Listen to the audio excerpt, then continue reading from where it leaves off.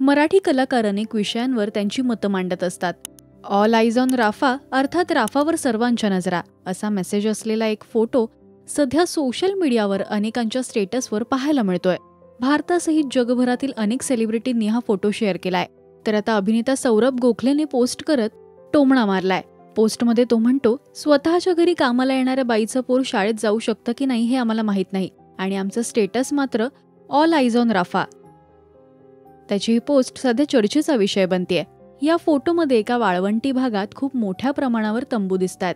त्यातील काही तंबूंची विशिष्ट प्रकारे मांडणी करून ऑल आईज ऑन राफा हे वाक्य साकारण्यात आल्याचं दिसत आहे. अनेक जण याचा हॅशटॅग सुद्धा वापरताना दिसतायत. हा फोटो इस्रायल आणि पॅलेस्टाईन यांच्यामध्ये सुरू असलेल्या संघर्षाबद्दल आहे. या दोन देशांमधील संघर्ष दिवसेंदिवस अधिकच चिघळत चाललाय. या हल्ल्यात मोठ्या संख्येने निष्पाप लोक मारले गेलेत. सौरभने या केलेल्या पोस्टवर तुमचं काय म्हणणं आहे हे आम्हाला कमेंट्समधून नक्की सांगा. मराठी सिनेविश्वातील बातम्या, अपडेट्स आणि गॉसिपसाठी तुम्ही सबस्क्राईब करा राजश्री मराठी.